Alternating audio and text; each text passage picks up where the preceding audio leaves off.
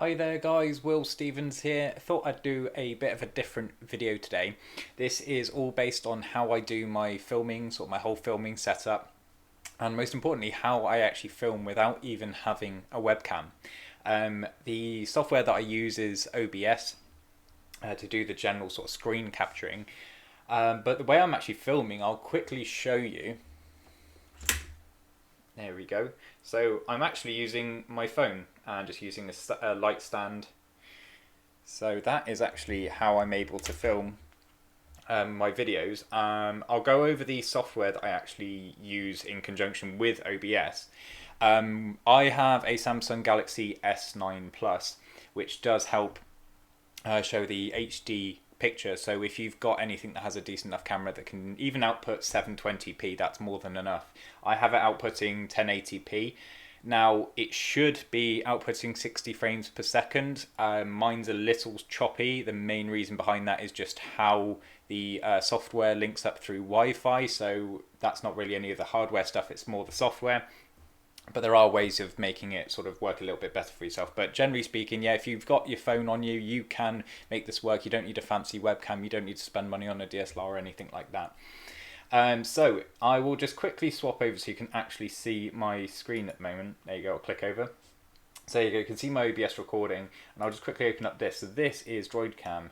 I'll just unmute you. So there you go, you can see there, that is basically the client I'm using that will link up, and this links up in three different ways. You can either link up through Wi-Fi, which is the way I do it.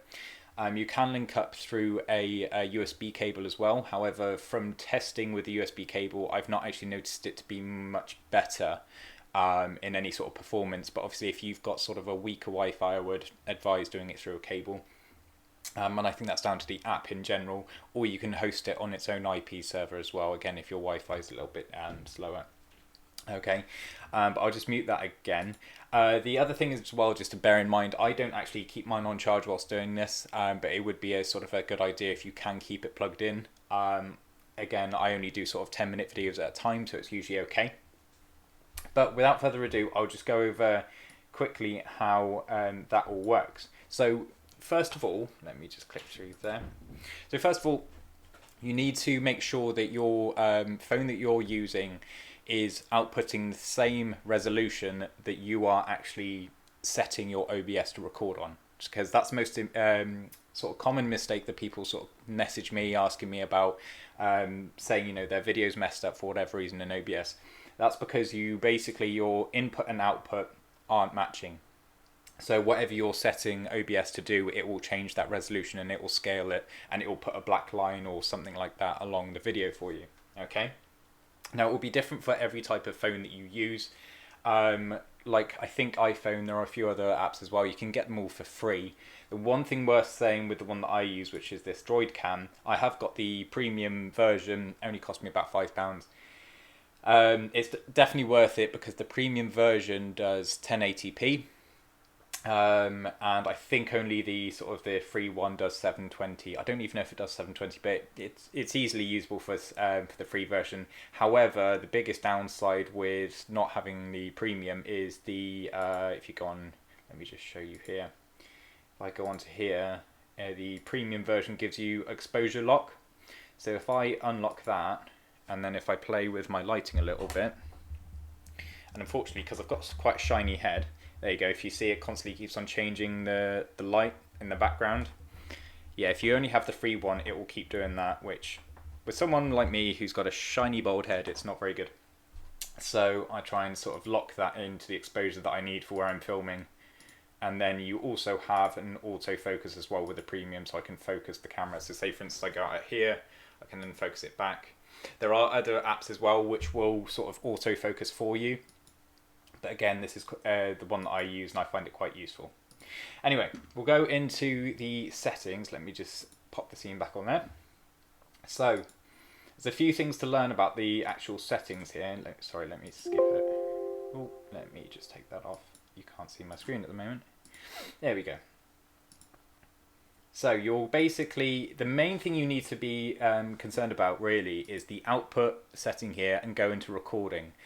Don't get confused with streaming. Streaming is totally different. Streaming is all live, okay? Go on to recording, and just make sure it's on the advanced section at the top here as well. Okay, now you can put it to standard, and I would advise putting a recording path to somewhere you can quickly go and grab it. Okay, and making sure you've got enough memory there to be able to store it. Now I store it in MP4 because generally that is the best file I find to be able to use. Now this bit here, obviously I can't click on it because I am currently recording, but where it says encoder, this would only be available if you have a special graphics card.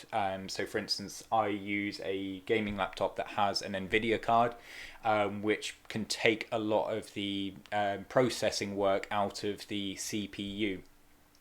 Which basically means that it gives me way more memory so that I can actually use the RAM for more important stuff like running Google Chrome, because Google Chrome takes up about 50% of your usage because it's ridiculous. But if you can change that encoder to be your graphics card, then I would advise doing it. Most people with your standard laptops won't have an option to do that, so don't worry too much. But if I quickly show you, if you do Control, I think it's Control-Alt-S, you can actually see your performance. So if you, let's have a look. So you can actually see how much memory it's using. Okay, so that's always a good idea. Once you've got everything up and running, just have a look at your general performance and it will show you and see how much percentage you're using. If you're anything around sort of like the 80 to 90%, I would just advise to obviously try and lower everything down, or just obviously lower like the resolution and things, so you're not putting too much strain on your computer, okay? The other thing is make sure the rescale output is correct. Like I was saying before, if you are filming, so if your device is filming in 720p, make sure the rescale output is meeting that 720p. If you're setting it to 1080 or vice versa, 320 or anything like that, sorry, 360, it's going to scale it and it's going to look all blown up, or it's going to look all shrunk. It's not going to look correct, okay? So that's one thing, is just to make sure. If you're an iPhone user, and this goes for Android users as well, I guess, you can go into your settings and make sure, look into your video record settings to make sure your frame rate is correct. Because I know a lot of sort of my friends and stuff will have their iPhones and not realise that iPhones are actually default to 30 frames per second. I don't know about the newer ones, but I know a lot of the older ones default to 30 frames per second. You can use 60 frames per second. It just uses up more memory, more battery, but it's a lot smoother. Okay, so definitely go into your settings, into your actual camera settings within your phone, and check to see what frame rate you're using and to see the resolution you're using as well. Okay, so make sure that all matches, because if it doesn't, then it will cause an issue. Okay, make sure this is CBR. Now, the bit rate I would advise having a play around with, like testing it to see what works best for your setup. Anything from 16,000 kilobits per second to about 20 to 25. You don't really need it any higher. It's just going to be wasting your CPU usage and everything like that. And also, especially if you do end up doing streaming, you actually will get it won't allow you to use a certain amount of kilobit file size, if I remember rightly. But you generally want anything from 16 to about 25, but it varies depending on what you're doing. So just test that out. I've tested that on multiple different sort of levels, and I found like 19,000 was about perfect for me. Make sure you set this keyframe interval to 2, okay? Now, with this next bit, if you've got a powerful enough PC or laptop, you can do max quality. If you're noticing your CPU usage drop, you can go to quality or maybe go to performance, but I would try and go sort of max if you can, and then drop it. Just keep testing to see how it actually runs. Right, and then profile will be high, and just make sure these are all ticked, and then 2 on there and 0 on there. Okay, these should be your general settings if you are doing a sort of a high, HD picture. Now, audio, I don't tend to worry too much about fiddling with the audio on here. Obviously, just make sure, like, if you do have a microphone, you can always link that up. Like, I've got my mic here. It's not too fancy, but it's just down there. Let me just double check everything's set here. So on the video, again, make sure this is correct to whatever you're using. So again, 1920 by 1080. It could be 720. Obviously, if you are doing the lower, I would advise anyone who hasn't got a powerful enough either PC or phone to do 720 to start, and then just test it. Also, making sure you're checking the app that you're using, because like I said, most of the free apps either don't allow HD whatsoever or only do 720. Okay. Again, making sure the frames per second match to what you're doing. It will most likely be 30 or 60. Okay, so match that. I find the downscale filter of this one, the 36 samples, works the best. If you are, obviously, again, if you've got a powerful enough PC to do it, go Lanxos and then go up from there. It will show on the drop down. Okay. Now, one little hack that I do with my filming is really make sure you put your hotkeys. So basically I can record instantly just by pressing a button on my mouse, because I've got multiple different buttons on my mouse, so I can just instantly record and instantly stop, because I do not edit any of my videos whatsoever. The other thing to note on here as well is if you are again going 1080p high resolution, change the video bit here to the color range to be full, because I can't remember exactly what it is. It's like a minimum setting here as a standard. If you're wanting to get that big pop of a picture, change it to full. If you again don't have a powerful enough PC and you're using a lot of your CPU, don't set this to full. Okay. It's just being aware of what your CPU can handle and what it can't. Okay.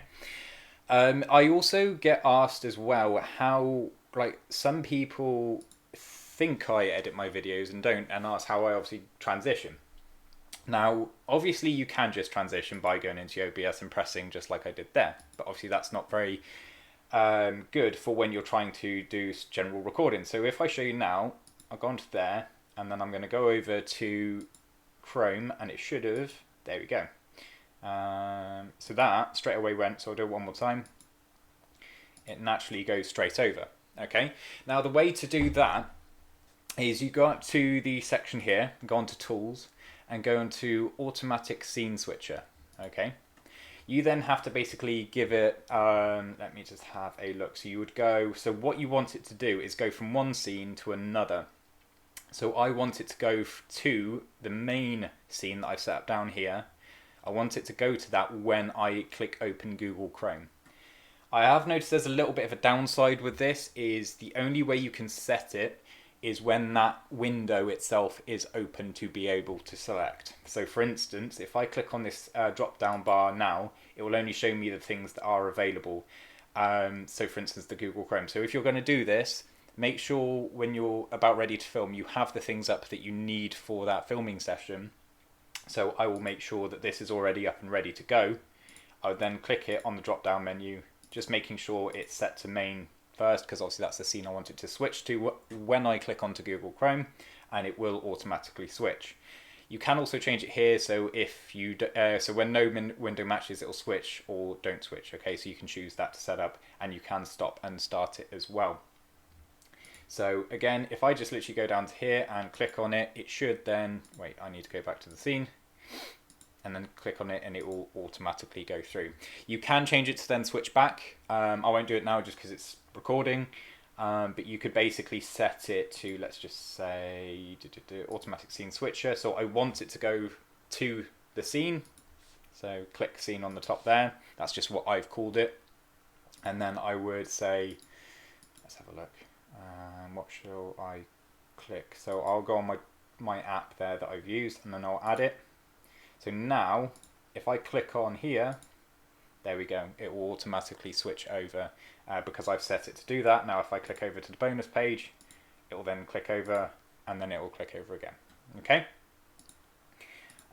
If I am going too fast, guys, please, by all means, drop a little comment down below. I'll try and help you guys out the best I can with all of this. There is a lot of stuff to learn, and I may have missed a few little things out. But let me just have a look just to double check that I've covered everything.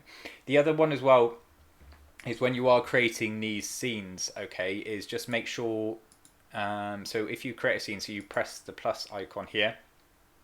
Sorry, let me actually show you so you can actually see it. Press the plus icon, and then you have the add scene. So I'm just, let's say, call it scene 2. And what you would then need to do, so I'm not going to go over there because it will cut the recording, but you would then have to add in all of these. So you'd have to add in your video capture device, etc, etc. Now let's see if this is still going to record if I go onto the properties. There we go. So here is where you choose your device to what you're going to record from, and this is where you would then click the app. Now the app that you would download, whatever it may be, will explain how to do this. OBS is very good with being able to integrate. I know quite a few apps can do this. There's plenty of YouTube videos out there showing how to do it. This is also the last piece of the puzzle, making sure that you get this to match your video output, because this is your video input. Make sure it matches your output. So again, I've got 1920 by 1080 here, so that's matching what I have it set as recording. And then just click OK, and that should be all set perfectly. The only thing I would say, and this is a downside of using your phone or using one of these apps, but as far as I'm concerned, it's worth it for saving yourself the money, is the reason why it doesn't do true sort of 60 frames per second is, as I said, how it's using the Wi-Fi. So I've tried using a cable, and that hasn't actually helped it that much at all. But as you can see, it's not true 60 frames. If I move my hand there, it's a little bit off and not very clean. But I've tried many different ways, and it's just because of how I'm basically running this through the Wi-Fi whilst recording, whilst using the CPU. So it's a little bit laggy. But it's the best you can really get without needing to worry about having, a webcam, especially during sort of COVID times when webcams cost over £100 because everyone's doing Zoom calls at the moment. But yeah, I just hope this helped everyone. If you were struggling with OBS at all, and I'll, if you have any questions whatsoever, just pop a little comment down below and I'll try and help you out, see if we can sort each other out, right? So if you have any more questions, pop down below and I'll see you guys later. Thank you very much, guys. See ya.